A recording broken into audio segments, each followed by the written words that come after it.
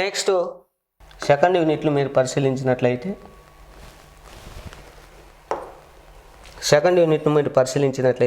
Economic జాగ్రఫీని గురించి ఇచ్చాడు. భారతదేశం మరియు ఆంధ్రప్రదేశ్ ఆర్థిక భూగోళ శాస్త్రాన్ని గురించి సిలబస్లో ఇచ్చాడు. ఇందులో ముఖ్యంగా ఈ ఎకనామిక్ జాగ్రఫీలో 3 టాపిక్స్ మీద క్వశ్చన్ ఇక్కడ సిలబస్ మీకు ఫ్రేమ్ చేయడం జరిగింది. ఒకటి వచ్చి అగ్రికల్చర్, నెంబర్ 1 అగ్రికల్చర్. భారతదేశంలోను ఆంధ్రప్రదేశ్లో వ్యవసాయ రంగాన్ని గురించి ఇచ్చాడు. ఆ వ్యవసాయ రంగంలో వ్యవసాయము ప్లస్ దాని అనుబంధ రంగాలైనటువంటి పశు సంపద, అటవీ వనరులు, చేపలు, అలాగే సో దీని గురించి మీకు ముఖ్యంగా అగ్రికల్చర్ సెక్టార్కి సంబంధించి ఈ 3 అంశాలను ప్రధానంగా ఇవ్వడం జరిగింది. సో ఈ అగ్రికల్చర్ సెక్టార్ సంబంధించి మీకు 5 రకాలుగా క్వశ్చన్ అడగచ్చు. ఒకటి, భారతదేశ వ్యవసాయ రంగం యొక్క ప్రత్యేక లక్షణాలను వివరింపు. లేదా రెండవ క్వశ్చన్, భారతదేశ వ్యవసాయ రంగం ఎదుర్కొంటున్న సమస్యలను గురించి అడగచ్చు. దేశంలో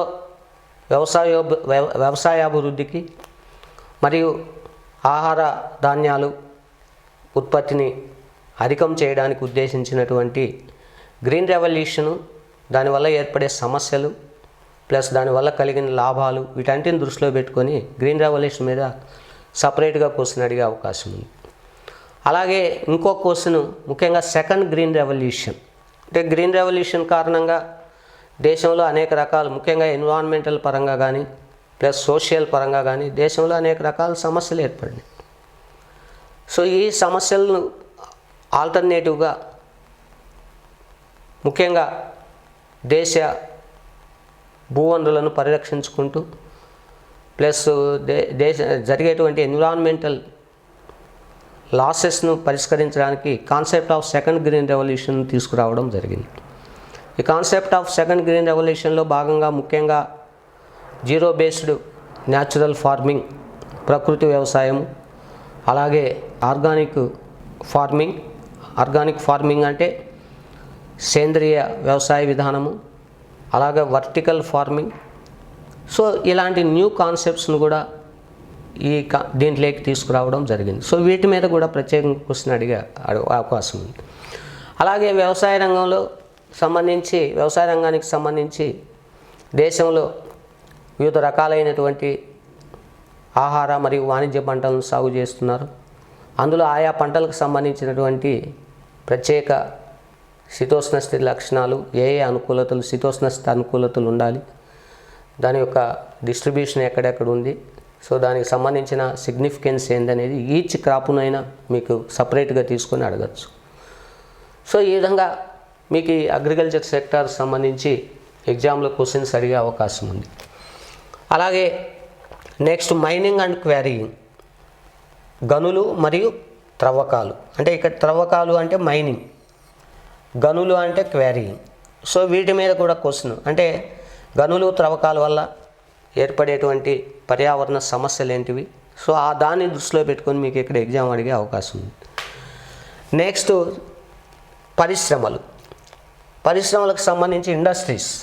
సో ఇండస్ట్రీస్ సంబంధించి ఏ ఇండస్ట్రీస్ మీకు ప్రత్యేకంగా ఇక్కడ ఎగ్జామ్లో ఇచ్చాడు అంటే, సిలబస్లో ఇచ్చాడు అంటే, ఒకటి హౌస్ హోల్డ్ ఇండస్ట్రీస్, లేదా వీటినే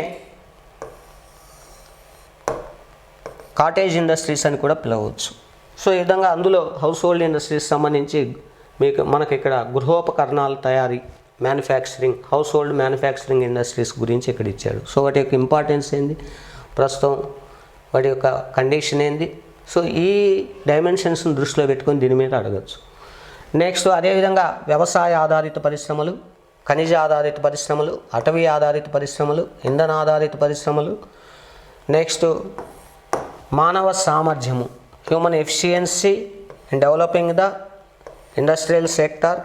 అంటే పరిశ్రమలకు సంబంధించి అందులో పనిచేసేటువంటి స్కిల్డ్ అండ్ నాన్ స్కిల్డ్, నైపుణ్య మరియు నైపుణ్యం లేని కార్మికులు ఏ స్థాయిలో లభ్యమవుతున్నారు, వాళ్ళ యొక్క రోల్ ఏంది.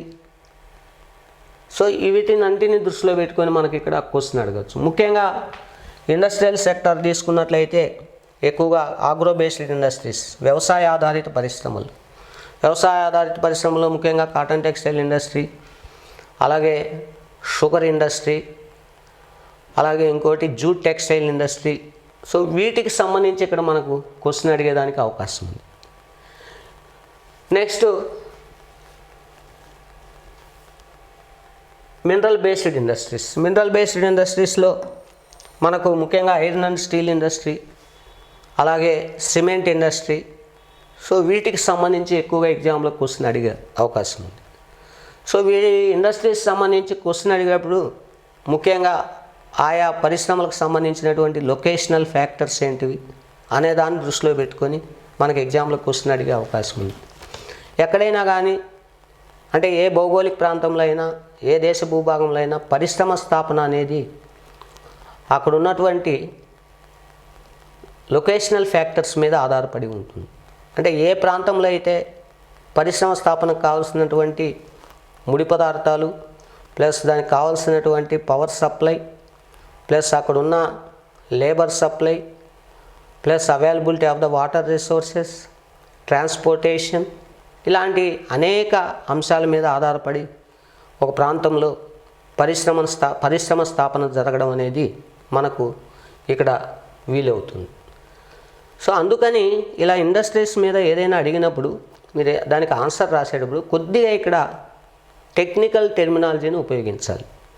ముఖ్యంగా ముడి పదార్థాల స్వభావాన్ని బట్టి ముడి పదార్థాలను 3 రకాలుగా మనం వర్గీకరించవచ్చు. ఒకటి వచ్చి వెయిట్ గెయినింగ్ ఇండస్ట్రీస్, బరువును పొందే పరిశ్రమలు. రెండవది వచ్చి వెయిట్ లూజింగ్ ఇండస్ట్రీస్, బరువును కోల్పోయే పరిశ్రమలు. అలాగే ఫుట్ లూజింగ్ ఇండస్ట్రీస్, స్థానచలనం చెందే పరిశ్రమలు. అలాగే నాన్ ఫుట్ లూజింగ్ ఇండస్ట్రీస్, స్థానచలనం చెందని పరిశ్రమలు. సో ఇలాంటి టెర్మినాలజీ ఒక ఇండస్ట్రీని గురించి దానికి సంబంధించినటువంటి దాన్ని స్థాపించడానికి కావాల్సిన అనుకూల పరిస్థితులను దృష్టిలో పెట్టుకొని మనం ఇలాంటి ఆన్సర్ రాసేటప్పుడు ఇలాంటి టెర్మినాలజీని మనం యూజ్ చేయాలి. సో అందుకని జాగ్రఫీ స్టూడెంట్గా జాగ్రఫీకి సంబంధించినటువంటి ఈ క్వశ్చన్లో మీరు ఇలాంటి సబ్జెక్టివ్ టెర్మినాలజీ కొద్దిగా ఈ టెక్నికల్ టెర్మినాలజీని ఉపయోగించినట్లయితే మంచి మార్క్స్ పొందే అవకాశాలు ఉన్నాయి. సో ఈ ఏరియాలో అంటే మీరు అగ్రికల్చర్ను ప్లస్ ఇండస్ట్రీస్ సంబంధించిన అంశాలను కంప్లీట్ నేర్చుకున్నట్లయితే సెకండ్ యూనిట్లో కంపల్సరీ ఒక క్వశ్చన్ మీరు రాసే అవకాశాలు 90% ఉన్నాయి.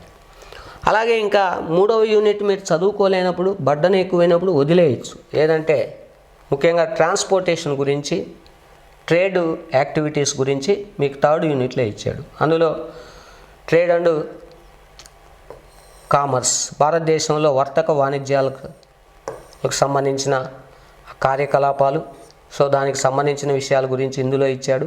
దీంతోపాటు ట్రాన్స్పోర్టేషన్, ముఖ్యంగా ఇక్కడ రోడ్ ట్రాన్స్పోర్టేషన్ గురించి మీరు రాసేటప్పుడు దీన్ని ఎప్పుడు కూడా మీరు ఇక్కడ ఇండస్ట్రీ ప్లస్ అగ్రికల్చర్ సెక్టార్స్ సంబంధించి కూడా రిలేట్ చేస్తూ రాయొచ్చు. ఎందుకంటే ఎక్కడైతే బెటర్ ట్రాన్స్పోర్టేషన్ ఫెసిలిటీస్ ఉంటాయో ఆ ప్రాంతం అనేది అన్ని రంగాల్లో అభివృద్ధి చెందే అవకాశాలు ఉన్నాయి. సో ఆ విధంగా రోడ్ ట్రాన్స్పోర్టేషన్ సంబంధించి ఇచ్చాడు.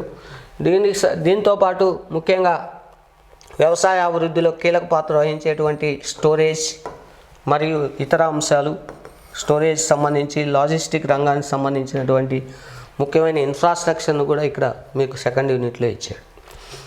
ఇంకా come to 3rd unit. Next 3rd యూనిట్కి సంబంధించి ఏ టాపిక్స్ ఇచ్చాడు అంటే 3rd యూనిట్ యొక్క టైటిల్ సోషల్ జియోగ్రఫీ, సాంఘిక భూగోళ శాస్త్రము అని 3rd యూనిట్ ఇవ్వడం జరిగింది. సో ఈ 3rd యూనిట్లో ముఖ్యంగా పాపులేషన్ గురించి, ముఖ్యంగా పాపులేషన్లో పాపులేషన్ మైగ్రేషన్ లేదా పాపులేషన్ మూమెంట్స్, జనాభా కదలికలు. సో ఆ మైగ్రేషన్ సంబంధించినటువంటి కారణాలు, ఎందువల్ల జనాభా వలసలు దేశంలో చోటు చేసుకుంటున్నాయి, దానికి గల కారణాలు, వలసల్లో గల రకాలు ఏంటివి. సో ఈ ఆస్పెక్ట్స్లో మనకి ఇక్కడ క్వశ్చన్ అడుగుతాడు. అలాగే దేశ భూభాగంలో పాపులేషన్ డిస్ట్రిబ్యూషన్ ఎలా ఉంది, ఏ ప్రాంతాల్లో పాపులేషన్ కాన్సన్ట్రేషన్ ఎట్లుంది, అంటే పాపులేషన్ డెన్సిటీ ఎలా ఉంది, దానికి గల కారణాలు, ఎందుకు పాపులేషన్ డెన్సిటీ అన్ని ప్రాంతాల్లో ఒకే విధంగా విస్తరించలేదు, దానికి గల కారణాలు ఏంటివి. దానివల్ల ఏర్పడే సమస్యలు ఏంటివి. సో ఇవన్నీ కూడా ఇందులో ఇచ్చాడు. అలాగే హ్యూమన్ సెటిల్మెంట్స్ అంటే మానవ ఆవాసాలు హ్యూమన్ సెటిల్మెంట్స్ గురించి ఇచ్చాడు. ఎక్కడైనా కానీ మానవ ఆవాసాలు 2 రకాలుగా ఉంటాయి. ఒకటి రూరల్ సెటిల్మెంట్స్, రెండు వచ్చి అర్బన్ సెటిల్మెంట్స్. సో ఆ రూరల్ అర్బన్ సెటిల్మెంట్స్ గురించి మనకు ఇక్కడ పట్టణ గ్రామీణ సంబంధించినటువంటి సెటిల్మెంట్స్ ఇక్కడ ఇచ్చారు. సో వీటి రెంటి మధ్య డిఫరెన్స్ ఏంది, ఎందువల్ల దేశంలో పట్టణీకరణ, ఇక్కడ మళ్ళీ భారతదేశంలో పట్టణీకరణ వలసలు 2 కలిపి ఇచ్చాడు.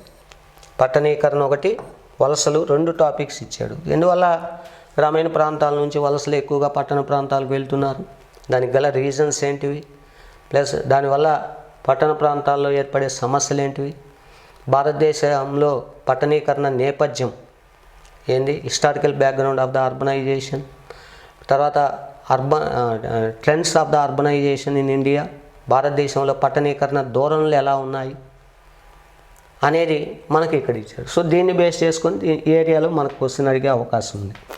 అలాగే కల్చరల్ ఫీచర్స్ సంబంధించి కూడా మనకి ఇక్కడ క్వశ్చన్ అడగడం జరిగింది. ఒకటి భారతదేశంలో కులము దాని యొక్క లక్షణాలు, ప్లస్ కులము ప్రస్తుతం క్యాస్ట్ ఇన్ఫ్లుయెన్స్ ఎలా ఉంది, ఈ క్యాస్ట్ ఇన్ఫ్లుయెన్స్ కారణంగా దేశంలో ఏర్పడేటువంటి సాంఘిక ఆర్థికపరమైన సమస్యలు ఏంటివి, సో ఆ సమస్యలు దేని కారణంగా వస్తున్నాయి, ఇవన్నీ కూడా ఇది. అలాగే ట్రైబల్ అంటే గిరిజన, అంటే దేశంలో గిరిజన అంటే what is meant by tribe, so tribe సంబంధించినటువంటి ట్రైబల్ డిస్ట్రిబ్యూషన్ ఇన్ ఇండియా, ఎక్కడెక్కడ ఏ ప్రాంతాల్లో గిరిజన జనాభా కాన్సన్ట్రేట్ అయింది, వారి యొక్క జీవన విధానాలు ఏంటివి, ప్లస్ రాజ్యాంగపరమైన ఎలాంటి రక్షణలు ఈ ట్రైబల్ కమ్యూనిటీకి దేశంలో కల్పించడం జరిగింది, వాళ్ళ సంరక్షణ అంటే వాళ్ళ యొక్క అభివృద్ధి కొరకు ఎలాంటి ప్రభుత్వం డెవలప్మెంటల్ ప్రోగ్రామ్స్ని చేపట్టి అమలుపరుస్తోంది. సో ఇవన్నీ కూడా ఇందులో వస్తాయి. అలాగే మతము అంటే భారతదేశంలో రిలీజియన్ యొక్క రోల్ ఏంది, సో దేశ సామాజిక ఆర్థిక రంగాల్లో రిలీజియన్ యొక్క ఇన్ఫ్లుయెన్స్ ఎలా ఉంది, మత పాత్ర ఏ విధంగా ఉంది, ఎలాంటి సమస్యలు ఏర్పడుతున్నాయి, లైక్ దట్. అలాగే ఇక్కడ నెక్స్ట్ భాష, so linguistic elements in Indian population, భారతదేశంలో భాషాపరమైనటువంటి అంశాలు. అంటే వీటన్నిటిని చూస్తే భారతదేశం అనేది కల్చరల్గా సాంస్కృతిక పరంగా అనేక వైవిధ్యతలను కలిగి ఉంది. అంటే కల్చరల్ డైవర్సిటీ అనేది ప్రత్యక్షంగా మనకు ఏ రూపంలో, క్యాస్ట్ రూపంలో, ప్లస్ ట్రైబ్స్ సంబంధించి, ప్లస్ రిలీజియన్ పరంగా, లింగ్విస్టిక్ పరంగా అనేక డైవర్సిటీస్ భారతదేశ భూభాగంలో భారతీయ సమాజంలో మనకు కనిపిస్తున్నాయి. వీటన్నిటిని కలుపుకొని ఒకే యూనిట్గా తీసుకొని మొత్తం టోటల్గా cultural diversity in India explain, cultural డైవర్సిటీకి సాంస్కృతిక వైవిధ్యతలు భారతీయ సమాజంలో ఎలా ఉన్నాయి వివరింపు. సో ఆ యాంగిల్లో ఇక్కడ మనకు క్వశ్చన్ అడగచ్చు. వీటన్నిటిని కలిపి ఒకే క్వశ్చన్గా మనం అడగచ్చు. అప్పుడు ఎలా రాయాలి, 10 మార్క్స్ క్వశ్చన్కు సమాధానం వితిన్ టైం ఫ్రేమ్లో ఎలా రాయాలి అనే దాన్ని మనం ఆ క్వశ్చన్ ఫ్రేమ్ తయారు చేసుకుని దానికి సంబంధించి ఆన్సర్ రాయవలసి ఉంటుంది. ఇది మనకు 3rd యూనిట్లో మనకి ఇచ్చినటువంటి సిలబస్. అదేవిధంగా పాపులేషన్ క్యారెక్టర్స్, ముఖ్యంగా పాపులేషన్ డెన్సిటీ గురించి, తర్వాత సెక్స్ రేషియో లింగపరమైన, ఎందువల్ల భారతీయ సమాజంలో జెండర్ ఇన్ఈక్వాలిటీ దేని పరంగా ఉంది అనే దాన్ని మనం ముఖ్యంగా ఇన్ఈక్వాలిటీ అనేది ఎలా ఉంది అనేది దీన్ని బేస్ చేసుకొని మనకు ఎగ్జామ్లో క్వశ్చన్ అడిగేదానికి అవకాశం ఉంది. అలాగే పాపులేషన్ డివిడెంట్, జనాభా సానుకూలత అనే కాన్సెప్ట్ను ఈ పాపులేషన్ అనే టాపిక్లో మనకు అడగచ్చు. సో ఈ విధంగా భిన్న రకాలుగా దీని మీద క్వశ్చన్స్ అడగచ్చు. అందుకని మీరు ఇక్కడ మొత్తం ఈ సిలబస్ని అంతా కూడా ఇక్కడ ఆల్రెడీ చదివింటారు. సో అందులో సెలెక్టివ్గా ఇక్కడ మనం మీరు రాయబోయే మెయిన్స్ ఎగ్జామ్లో కొన్ని క్వశ్చన్, ముఖ్యంగా సెక్సువల్ ఇన్ఈక్వాలిటీ అంటే gender inequality, plus population dividend అనే కాన్సెప్ట్ని బేస్ చేసుకొని, ప్లస్ కల్చరల్ డైవర్సిటీ అనే దాన్ని తీసుకొని ప్రత్యేకంగా ఇండివిజువల్గా అడిగితే కంపల్సరీ క్వశ్చన్ ఈ ట్రైబల్ పాపులేషన్ మీద, గిరిజన జనాభా సంబంధించి వాళ్ళు ఎదుర్కొంటున్న సమస్యలు, సో వాళ్ళ యొక్క అభివృద్ధికి ప్రభుత్వం అమలుపరిచే సంక్షేమ కార్యక్రమాలు ఏంటివి, సో ఈ యాంగిల్లో కంపల్సరీ దీని మీద క్వశ్చన్ అడిగే అవకాశం ఉంది. అలాగే 3 లాంగ్వేజ్ ఫార్ములాను దృష్టిలో ఇటీవల ప్రవేశపెట్టినటువంటి 3 లాంగ్వేజ్ త్రిభాషా సూత్రం దృష్టిలో పెట్టుకొని ఈ లింగ్విస్టిక్ ఎలిమెంట్స్ అంటే లాంగ్వేజ్ని బేస్ చేసుకొని మనకి ఇక్కడ కూడా క్వశ్చన్ అడిగే అవకాశం ఉంది. సో వీటి మీద మనకి ఇందులో ఈ కల్చరల్ జాగ్రఫీలో క్వశ్చన్ అడగచ్చు. అలాగే నెక్స్ట్ అర్బనైజేషన్ ఒకటి కంపల్సరీ ఇక్కడ క్వశ్చన్. అలాగే నెక్స్ట్ ఈ పాపులేషన్ జాగ్రఫీలో వచ్చి డెమోగ్రాఫిక్ సంబంధించి ఈ జెండర్ ఇన్ఈక్వాలిటీ ఒకటి, పాపులేషన్ డివిడెంట్ జనాభా సానుకూలత అనే భావనల మీద మీకు కంపల్సరీ అంటే ఈ మొత్తం 5 రకాల క్వశ్చన్స్ మీరు 3rd యూనిట్లో నేర్చుకున్నట్లయితే 3rd యూనిట్ నుంచి ఒక క్వశ్చన్ కంపల్సరీ రాసే అవకాశం ఉంది. అలాగే నెక్స్ట్ 4th యూనిట్ మనం తీసుకున్నట్లయితే 4th యూనిట్ దేని గురించి ఇచ్చాడంటే కంప్లీట్ బయోజియోగ్రఫీ గురించి ఇచ్చాడు. బయోజియోగ్రఫీ తెలుగులో దీన్ని జీవ భౌగోళిక శాస్త్రము లేదా జీవ భూగోళ శాస్త్రము, ఇంకో పేరుతో ఫ్లోరల్ అండ్ ఫానల్ జాగ్రఫీ వృక్ష మరియు జంతు భూగోళ శాస్త్రం అని మనం చెప్పచ్చు. సో ఈ బయోజియోగ్రఫీ అనేది మీకున్న ఈ మొత్తం 5 యూనిట్స్లో అతి చిన్న యూనిట్. ఆల్మోస్ట్ ఇది ఫస్ట్ యూనిట్లో ఇచ్చినటువంటి వెజిటేషన్ లేదా ఫారెస్ట్ క్లాసిఫికేషన్ వెజిటేషన్ క్లాసిఫికేషన్కు సిమిలారిటీగా ఉంటుంది. ఇది దానికి సంబంధంగా ఉంటుంది. సో దానికి దీనికి మీరు డిమార్కేట్ చేసేటప్పుడు అక్కడ ఫారెస్ట్ని ఒక ల్యాండ్స్కేప్గా మనం అనుకోవాలి, ఇక్కడ దీన్ని కంప్లీట్ రిసోర్స్గా మనం భావించాలి. సో దీనికి సంబంధించి ఏమి ఇచ్చాడు అంటే భారతదేశంలో వైల్డ్ అనిమల్స్ వన్య జాతి జంతువులు వైల్డ్ అనిమల్స్ గురించి ఇక్కడ మీకు సిలబస్లో ఇవ్వడం జరిగింది. సో వన్యమృగాలు దేశంలో ఉన్నటువంటి వన్యమృగాలు వాటి సంరక్షణ, వన్యమృగాలు హ్యూమన్ ఇన్వాల్వ్మెంట్ కారణంగా ఎలాంటి సమస్యలు ఎదుర్కొంటున్నాయి, ప్లస్ IUCN ప్రకారం international union for conservation of nature and natural resources ప్రకారం ఏ జాతులు అంతర్ధానమయ్యే స్థితిలో ఉన్నాయి, వాటిని ఎండేంజర్డ్ స్పీసీస్ ప్రమాద స్థితిని ఎదుర్కొంటున్న జాతులు ఏవేవి ఉన్నాయి, ప్లస్ వాటి సంరక్షణ కొరకు ఎలాంటి చర్యలు చట్టబద్ధమైన చర్యలు పరిపాలనాపరమైన ఎలాంటి చర్యలు చేపడుతున్నాము అనే యాంగిల్లో ఇక్కడ కంపల్సరీ క్వశ్చన్ అడిగే అవకాశం ఉంది. మళ్ళీ ఇది వన్యజాతి జీవులకు సంబంధించి ప్రత్యేకంగా ఇక్కడ సపరేట్గా మనకు ఏమేమి ఇచ్చాడు అంటే రెప్టైల్స్ ఒకటి ఇచ్చాడు, రెండవది బర్డ్స్ ఒకటి ఇచ్చాడు, మూడవది మమ్మాల్స్. సో ఈ 3 ఫైలమ్స్కు సంబంధించినటువంటి వర్గాలకు చెందిన జీవులు అంటే భారతదేశ భూభాగంలో మరియు ఆయా ప్రాంతాల్లో ఉన్న శీతోష్ణ పరిస్థితులకు అనుగుణంగా ఆ ప్రాంతాల్లో మమ్మాల్స్ ఏమేమి అంటే క్షీరద జాతులు ఏవేవి ఉన్నాయి, అలాగే ఏ రకాల చెందిన పక్షులు నివసిస్తున్నాయి, అలాగే ఏ రెప్టైల్స్ భారతదేశ భూభాగంలో ఉన్నాయి, ప్లస్ వీటి మీద హ్యూమన్ ఇంపాక్ట్ ఎలా ఉంది. సో ఈ యాంగిల్లో వీటిని మనం చదవాలి. అలాగే దీంతోపాటు ఏమి ఇచ్చాడంటే ఇక్కడ trees and plants and others, ముఖ్యంగా వృక్ష సంపదకు సంబంధించినటువంటి వివిధ రకాల జాతులు అంటే వృక్ష జాతులు ఏవి, అలాగే చెట్లు అంటే ఏ పొదలు భారతదేశంలో పొద వృక్షాలు ఉన్నాయి, అలాగే ఇతర రకాలైనటువంటి ముఖ్యంగా నిమ్నజాతి చెందిన వృక్ష జాతులు ఏవేవి ఆయా క్లైమాటిక్ కండిషన్స్లో విస్తరించి ఉన్నాయి. ఇలాంటి క్వశ్చన్స్ ఇలాంటి టాపిక్స్ మనకు సిలబస్లో ఇవ్వడం జరిగింది. ముఖ్యంగా క్వశ్చన్ ఇక్కడ ఎలా ఇస్తాడు అంటే ఏదైనా భౌగోళిక ప్రాంతంలో వృక్ష సంపదను ప్రభావితం చేసేటువంటి ముఖ్యమైన కారకాంశాలు అనొచ్చు. ఎక్కడైనా కానీ వృక్ష సంపదను ప్రభావితం చేసే కారకాంశాల్లో ముఖ్యంగా చెప్పుకోవాల్సినది ల్యాండ్, సాయిల్స్, క్లైమాటిక్ కండిషన్స్లో భాగంగా టెంపరేచరు, రెయిన్ఫాల్ డిస్ట్రిబ్యూషన్. సో ఇలాంటి ఫ్యాక్టర్స్ వల్ల ఒక భౌగోళిక ప్రాంతంలో వృక్ష సంపద పరిమాణము విస్తరణ ఆధారపడి ఉంటుంది. సో ఇలా దీని మీద క్వశ్చన్స్ అడిగే అవకాశం ఉంది. అలాగే లాస్ట్ వన్ ఇంకేమి ఇచ్చాడు అంటే ఇక్కడ ఎన్విరాన్మెంటల్ జాగ్రఫీ గురించి ఇచ్చాడు. లాస్ట్ వన్ దేని గురించి ఇచ్చాడు అంటే ఎన్విరాన్మెంటల్ జాగ్రఫీ, పర్యావరణ భూగోళ శాస్త్రం. ముఖ్యంగా పర్యావరణ భూగోళ శాస్త్రంలో ఏ అంశాల గురించి ఇచ్చాడంటే ఒకటి సస్టైనబుల్ డెవలప్మెంట్, సుస్థిరాభివృద్ధి. Sustainable development most important topic, దీని మీద క్వశ్చన్ అడిగే అవకాశం ఉంది. నెక్స్ట్ ప్రపంచీకరణ, గ్లోబలైజేషన్, గ్లోబలైజేషన్, అలాగే క్లైమాటిక్ ఎలిమెంట్స్, ముఖ్యంగా భారతదేశ భూభాగంలో ఉష్ణోగ్రత, ఆర్ద్రత ప్లస్ క్లౌడీనెస్, మేఘావృతము.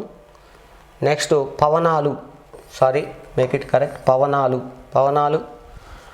పవనాలు గురించి ఇచ్చాడు. సో ఇప్పుడు ముఖ్యంగా భారతదేశ భూభాగంలో ఉష్ణోగ్రత, టెంపరేచర్ మీద బేస్ చేసుకొని క్వశ్చన్ అడగచ్చు. ముఖ్యంగా టెంపరేచర్లో ఇన్వర్షన్ ఆఫ్ టెంపరేచర్ యొక్క లక్షణాలు, ప్లస్ అది ఏ విధంగా దేశ వ్యవసాయ రంగము, ఆయా ప్రాంతాల్లో వ్యవసాయ రంగము, ఇతర అంశాలపై దాని ఇంపాక్ట్ ఎలా ఉంటుంది అనే దాన్ని దృష్టిలో పెట్టుకొని ఇన్వర్షన్ ఆఫ్ టెంపరేచర్ కాన్సెప్ట్, ఉష్ణోగ్రత విలోమ ప్రక్రియ మీద క్వశ్చన్ అడగచ్చు. అలాగే ఆర్ద్రత, హ్యూమిడిటీ, సో దీనికి సంబంధించి ప్రెసిపిటేషన్ టైప్స్, సో ఇవన్నీ కూడా ఇక్కడ. అలాగే క్లౌడీనెస్, మేఘాల రకాలు, ఇవన్నీ కూడా భారతదేశాన్ని దృష్టిలో పెట్టుకొని ఇక్కడ మనం దాన్ని చదువుకోవాల్సి ఉంటుంది. మీరు రాసే ఆన్సర్ కూడా భారతదేశ దృష్టిలో పెట్టుకొని దాని ఇంపాక్ట్ భారతదేశంలో ఎలా ఉంది ఏంది అనేది రాయాలి. అలాగే నెక్స్ట్ వన్ వచ్చి పవనాలు. సో భారతదేశంలో విండ్ ప్యాటర్న్ ఎలా ఉంది, ప్లస్ ఆయా ఋతువుల్లో ముఖ్యంగా ఐఎండి వారు దేశంలో సంవత్సరాన్ని 4 ఋతువులుగా విభజించారు. Winter season, summer season, south west monsoonal season, north east monsoonal season. ఇలా ఒక్కొక్క సీజన్లో విండ్ డైరెక్షన్ ఎలా ఉంది, దాని ఇంపాక్ట్, ముఖ్యంగా మాన్సూనల్ విండ్స్ యొక్క ప్రత్యేకతలు ఆల్రెడీ మనం ఫస్ట్ యూనిట్లో దీన్ని క్లైమాటిక్ చేంజెస్లో భాగంగా భారతదేశంలోని శీతోష్ణ స్థితి లక్షణాలు ఆల్రెడీ తెలుసుకుంటున్నాం. కాబట్టి ముఖ్యంగా ఈ విండ్ ప్యాటర్న్, మాన్సూనల్ ప్యాటర్న్ గురించి ఆల్రెడీ మనం అక్కడే చదువుకుంటాం. మళ్ళీ ఇక్కడ స్పెసిఫిక్గా ఒక టాపిక్ ఇక్కడ మనకి ఇచ్చాడు. అదేంటంటే ప్రత్యేక వాతావరణ ప్రక్రియ, స్పెషల్ వెదర్ ఫినామినా. ఇది ఇంపార్టెంట్ టాపిక్. దీని గురించి ఈ క్యాప్షన్ బేస్ చేసుకొని ఎగ్జామ్లో మీకు క్వశ్చన్ అడగచ్చు.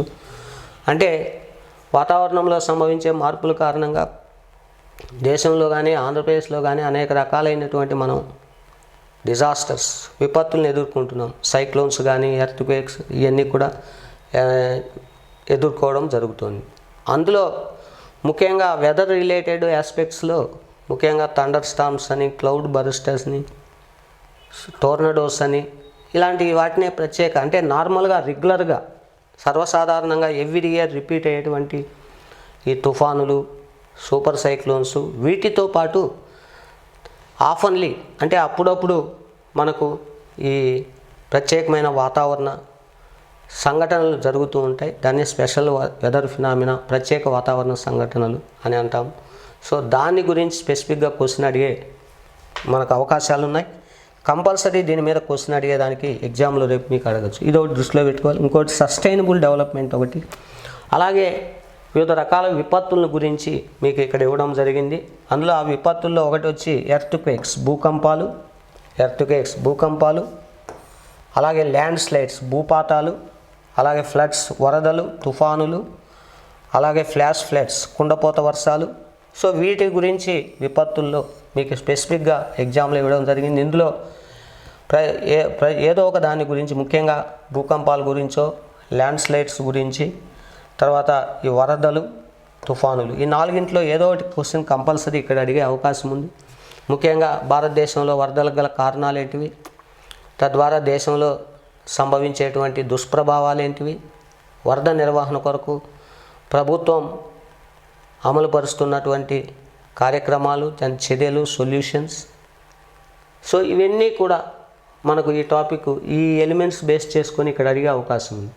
అలాగే సైక్లోన్స్ గురించి సంబంధించి, సైక్లోన్ అంటే ఏంది, సైక్లోన్స్ ఏర్పడడానికి గల కారణాలు ఏంటివి, దానివల్ల ఏ ప్రాంతాలు అఫెక్ట్ అవుతున్నాయి, తర్వాత సైక్లోన్స్ నామీకరణం ఎలా చేపడతారు, సో వాటికి సంబంధించిన వివరాలు ఇందులో ఆ ఎలిమెంట్స్ని బేస్ చేసుకొని ఇక్కడ క్వశ్చన్ అడిగేదానికి అవకాశం ఉంది. అలాగే ఎర్త్క్వేక్స్ గురించి అడిగేటప్పుడు ముఖ్యంగా హిమాలయన్ రీజియన్ దృష్టిలో పెట్టుకొని ఎగ్జామ్లో క్వశ్చన్ అడుగుతాడు. Why Himalayas are home to the seismic activity, ఎందువల్ల హిమాలయ ప్రాంతాలు భూకంపానికి నిలయంగా ఉన్నాయి, రీజన్స్ ఏంది, put up the reasons with suitable examples. So ఈ విధంగా క్వశ్చన్ అడిగేదానికి అవకాశం ఉంది. కంపల్సరీ చాలా ఇంపార్టెంట్ క్వశ్చన్స్ కూడా. అలాగే ల్యాండ్ స్లైడ్స్, ముఖ్యంగా దేశంలో ల్యాండ్ స్లైడ్ ఇంపాక్ట్ ఎక్కువగా ఉన్నది కూడా హిమాలయన్ రీజియన్. అంటే ఎన్విరాన్మెంటల్ పరంగా టోటల్గా పర్యావరణ పరంగా తీసుకున్నట్లయితే హిమాలయాలు ఏ విధంగా అఫెక్ట్ అవుతున్నాయి, సో దానివల్ల ఆ ప్రాంతాల్లో ఏర్పడే తరచూ డెవలప్మెంటల్ ఇంపెడిమెంట్స్, అవరోధాలు ఎలా ఉంటాయి, ఏ విధంగా ఉన్నాయి, కారణాలు ఏంటివి, సో వీటన్నిటిని దృష్టిలో పెట్టుకొని ఇక్కడ అడగచ్చు. అలాగే డిజాస్టర్ మేనేజ్మెంట్, విపత్తు నిర్వహణ. సో మానవుడు సృష్టించుకున్న ఈ సంపద అంతా కూడా తరచూ మానవ ప్రేరేపిత లేదా సహజ సిద్ధమైనటువంటి కారణాల వల్ల తరచూ ఆయా ప్రాంతాల్లో సంభవించే వివిధ రకాల విపత్తుల వలన ఏ విధంగా మనం కోల్పోతున్నాము. సో ఈ మానవ సంపదను మనం సంరక్షించుకోవడానికి, ప్లస్ దేశంలోని అన్ని వర్గాల ప్రజల యొక్క మనుగడను, అన్ని వర్గాల ప్రజల యొక్క జీవన విధానాలను పరిరక్షించాలంటే విపత్తుల్ని ఏ విధంగా నియంత్రించాలి. విపత్తుల్ని ఎలాగో ఆపలేం, మనం అరచేతిని అడ్డం పెట్టి విపత్తులను ఆపలేం ఎక్కడా కూడా. భూకంపాన్ని కానీ, లేదా అగ్నిపర్వతాలను కానీ, లేదా వరదలను కానీ, లేదా సైక్లోన్ రాకుండా మనం ఆపలేం. We never prevent the onset of any disaster. కానీ కేవలం వాటిని నియంత్రిస్తాం, అంటే వాటి వల్ల కలిగేటువంటి నష్టాన్ని మాత్రమే మనం నియంత్రించగలం. సరైనటువంటి సంరక్షణ చర్యలు తీసుకోవడం ద్వారా, సరైనటువంటి పరిపాలనా యంత్రాంగాన్ని సమకూర్చుకోవడం ద్వారా, టెక్నాలజీని సహాయంగా చేసుకొని వాటి యొక్క ప్రభావాన్ని నియంత్రించగలం. కానీ వాటిని రాకుండా మనం ఇక్కడ ఏదీ చేయలేం. సో ఆ విధంగా విపత్తు నిర్వహణకు సంబంధించి ప్రభుత్వం అమలుపరుస్తున్న వివిధ కార్యక్రమాలు కానీ, విపత్తు నిర్వహణ విధానము, దానికి సంబంధించిన పాలసీస్, ప్రోగ్రామ్స్ ఎలా ఉన్నాయి, ప్లస్ ఇంటర్నేషనల్గా విపత్తు నిర్వహణలో భారతదేశం యొక్క పాత్ర ఏంది, సో ఇలాంటివన్నీ కూడా ఇందులో ఉంటాయి. సో దీనికి సంబంధించి మనం ఇక్కడ క్వశ్చన్ అడిగే అవకాశాలు ఉన్నాయి. అలాగే ఆంధ్రప్రదేశ్లో ఏ రకాల విపత్తులు సంభవిస్తున్నాయి, సో దానికి సంబంధించి ప్రభుత్వం ఎన్డీఎంఏలో అంతర్భాగంగా ఎలాంటి చర్యలు చేపడుతోంది, సో ఇవన్నీ కూడా ఇక్కడ చదువుకుంటాం. నెక్స్ట్ ఇక్కడ ఎన్విరాన్మెంటల్ ఇంపాక్ట్ అసెస్మెంట్ ప్రత్యేకంగా ఇచ్చాడు. ఎన్విరాన్మెంటల్ ఇంపాక్ట్ అసెస్మెంట్ అనే దాని గురించి ప్రత్యేకంగా ఇచ్చాడు. పర్యావరణ ప్రభావ అంచనా, అంటే డెవలప్మెంటల్ యాక్టివిటీస్ వల్ల ఏ విధంగా ఎన్విరాన్మెంటల్ కొలాప్స్ అవుతుంది, ఏ విధంగా డిస్ట్రాక్ట్ అవుతుంది. సో దీనికి సంబంధించి ఏదైనా ఒక అభివృద్ధి ప్రాజెక్టును చేపట్టాలంటే ఫస్ట్ ఎన్విరాన్మెంటల్ ఇంపాక్ట్ అసెస్మెంట్ జరగాలి. సో దానికి సంబంధించి ఆ రిపోర్ట్ను బేస్ చేసుకునే ఒక పరిశ్రమ స్థాపనకు అనుమతి ఇవ్వాలా వద్దా అనేది పర్యావరణ మంత్రిత్వ శాఖ ఆధ్వర్యంలో నిర్ణయించడం జరుగుతుంది. సో అందుకని ఏ ప్రాజెక్ట్ అయినా దేశంలో చేపట్టాలి అంటే పర్యావరణ పరిరక్షణ దృష్టిలో పెట్టుకొని ఫస్ట్ దానివల్ల కలిగే నెగటివ్ కాన్సిక్వెన్సెస్ అనేది అధ్యయనం చేసే దాంట్లో భాగంగా ఎన్విరాన్మెంటల్ ఇంపాక్ట్ అసెస్మెంట్, పర్యావరణ ప్రభావ అంచనా అనే ఒక విధాన నిర్ణయాన్ని ఇక్కడ ఉంచడం జరిగింది. అలాగే నెక్స్ట్ ఎన్విరాన్మెంటల్ పొల్యూషన్, పర్యావరణ కాలుష్యం. ముఖ్యంగా పర్యావరణ కాలుష్యానికి సంబంధించి వివిధ రకాలు, ఎయిర్ పొల్యూషన్, వాటర్ పొల్యూషన్, అలాగే thermal pollution, next soil pollution, so ఇవన్నీ కూడా. సో వీటికి సంబంధించి ముఖ్యంగా ఎయిర్ పొల్యూషను లేదా వాటర్ పొల్యూషన్ మనకి ఇక్కడ అడిగే అవకాశం ఉంది. వీటి గురించి, సో ఆ కాలుష్యాలకు కారణాలు ఏంటివి, దానివల్ల ఏర్పడే సమస్యలు ఏంటివి, వాటి నివారణ చర్యలు ఏంటివి, సో ఇవన్నీ కూడా మనం ఇందులో తీసుకుంటాం. నెక్స్ట్ పొల్యూషన్ మేనేజ్మెంట్, ఎలా కాలుష్య నిర్వహణను చేపట్టాలి, కాలుష్య నిర్వహణలోని ముఖ్యమైన అంశాలు, సో ఇవన్నీ కూడా. So this is the syllabus.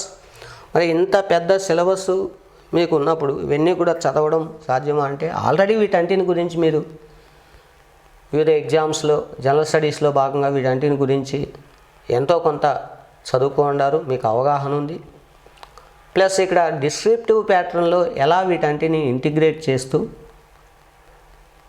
తర్వాత కాంప్రహెన్సివ్ వేలో కాకపోయినా బ్రీఫ్గా ఎలా ఆన్సర్ రాయాలని దానిపై కొంత ప్రాథమికంగా అవగాహన ఉంది. వీటంటిపై ఆల్రెడీ ఈ టాపిక్ సంబంధించి మీరు ఆల్రెడీ కొంత ఆబ్జెక్టివ్ టైప్ ఎగ్జామ్స్ సంబంధించి మీరు కొంత ప్రిపరేషన్ మీకు ఉంటుంది.